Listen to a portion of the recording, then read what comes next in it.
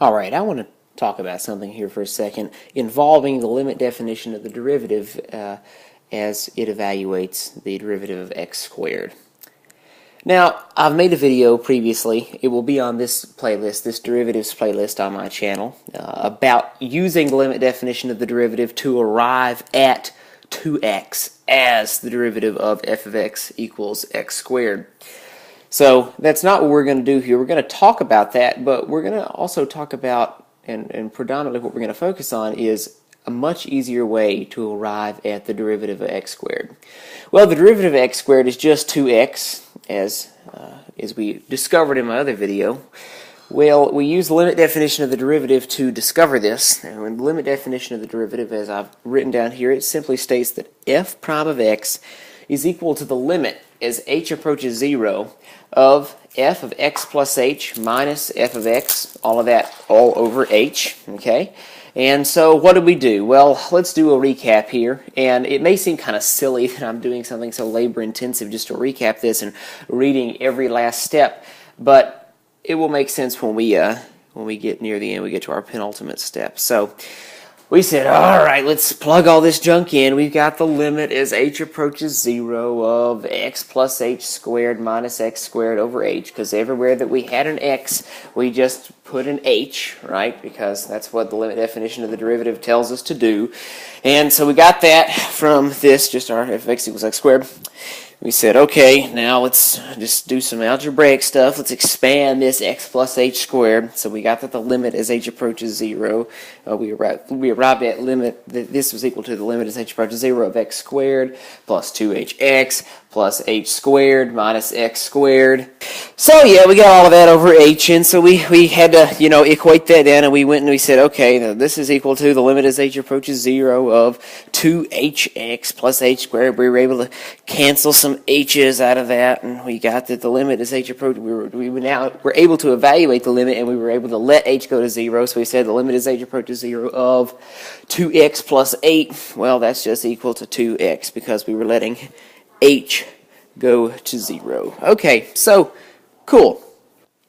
So, okay, all of that just to get 2x. Oh, come on. Well, let's let you in on a little secret here. If you know derivative rules, if you understand some of the basic rules for taking derivatives, and I've made a video on that shows up right before this one, or a few videos before this one, somewhere in that, but it's definitely before this one, on this differentiation or derivatives playlist for my Cal 1 videos. Well, man, if you know those derivative rules, you can look at x squared, and it is just reflex for you to say, derivative's 2x, easy, no big deal. So let's go ahead and talk about how we can arrive at that so simply. Well, let's get a new page here. Well, our function was easy, and we've said it enough times for us to be able to remember it, no problem, right? F of x is equal to x squared. That's what we're talking about. So let's think about what derivative rules are going to apply here. Well, only one derivative rule is really going to apply here. If you recall that we've got something raised to a power, right? So we're going to use the derivative rule that says x to the n prime, or x to the nth power prime. When you're taking its derivative, you're going to arrive at x to the nth power prime is just equal to n times x to the n minus 1th power. Well, this is really simple, right? So in this equation, what's our n? Well, our n is just 2, okay? So since our n is 2, we have to know how to rewrite 2, and we have to know how to subtract 1 from it. Neither of those things, I think, is going to be a problem.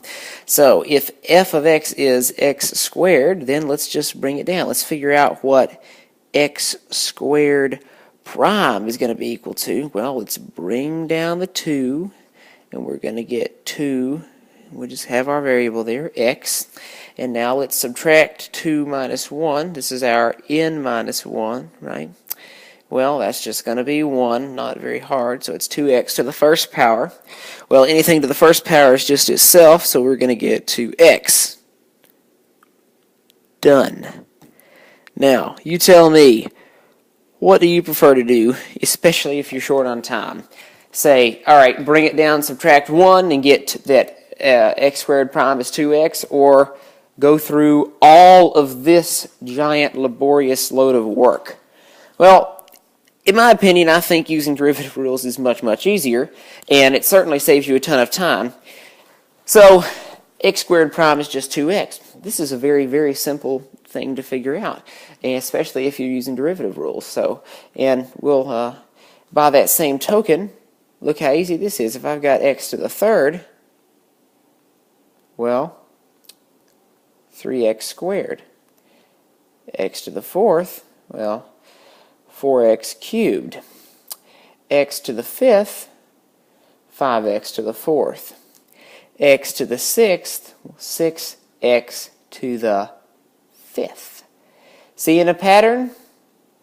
Yeah, pretty simple. So, using this rule allows us, because think of how much work we would have to do if we had to do all of this every single time in order to evaluate x cubed, x to the fourth, x to the fifth, x to the sixth, x to the nth.